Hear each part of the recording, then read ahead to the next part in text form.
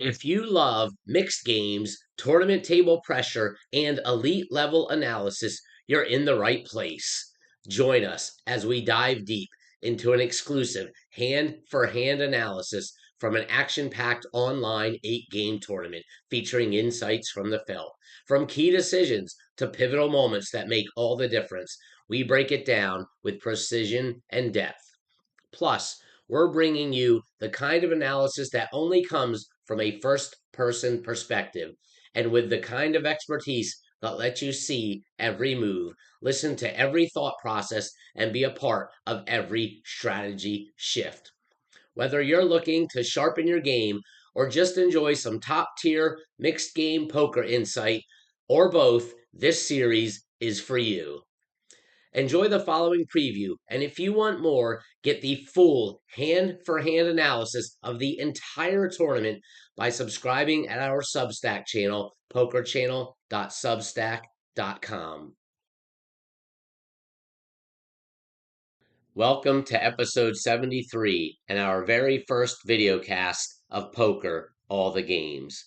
We're kicking off a special multi-part videocast series that takes you deep into the action. This series features a hand-by-hand breakdown of an entire 8 game tournament played online at Phenom Poker. Every hand will be covered across several episodes, each running approximately 1 hour, giving us time to dig into every decision that matters. For this series, we brought in a special guest to review each hand and provide expert insight alongside Martin and myself. If you're new to the show, Martin and I are the co hosts of the mixed game podcast, Poker All the Games, available on Substack, Spotify, Apple Podcasts, and more. I'm your host and moderator for this videocast series, Sean, coming to you from the East Coast of the United States. My co host, Martin, played in this tournament and has humbly agreed to walk us through a full hand for hand replay of the entire tournament for in-depth commentary and analysis led by Bart. Over to Martin for an introduction. Yes, thank you, Sean. I'm coming to you from Malta in the middle of the Mediterranean Sea, and I'm the person that played the tournament. We're going to go through this tournament hand by hand, and I'm going to hand over to you, Bart, now. I'll hand you over to Bart now, who's our tournament expert, to provide some analysis. Hey guys, I'm Bart from the Netherlands. I lived in Malta together with Martin for about 13 years, but recently moved back, and I will try to find some mistakes in Martin's hand history. Yes, please. All right. Sounds good. So we got Martin and Bart with us here today for this, and it should be quite exciting. So why don't you kick us off, reminisce about your tournament? We are now starting the tournament on deuce to 7 triple draw. So here we go. I'm in the big blind. This is a fixed limit game, by the way. So Derfish on the button there has raised both the maximum and the minimum. It's a fixed limit game. You can only raise to 200 at this blind level. And I can't imagine that I'll be doing anything in the way of folding here. Let's see what happens. Jonat is sitting out. A flat called. Any comment on that, Bart? Yeah, I would just always 3-bet here. I would 3-bet any hand that is discard 2 or better. Here we go. So, as expected, I throw away the ace. The opponent discards 2. Oh my word, this is where I start to run good already.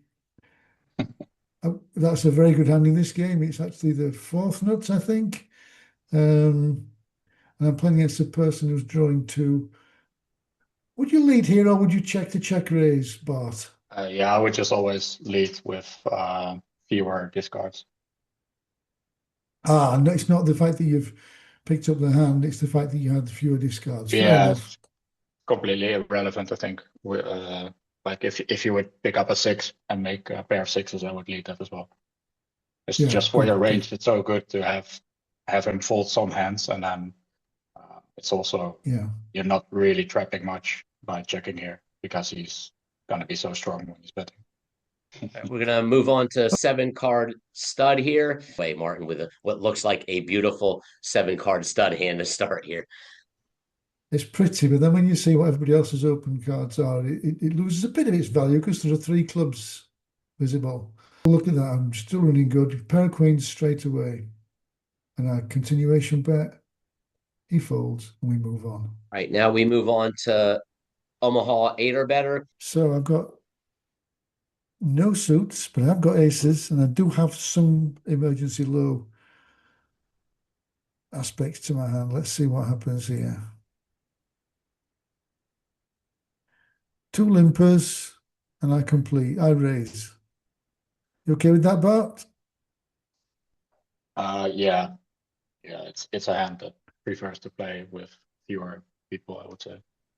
Yep. Yeah, Big pocket it's not a pair. beautiful hand. It's not a beautiful hand, but it's, like you say, fewer opponents, the better. In equity, it's good, but it's pretty rough to play. Yeah, especially in the worst position.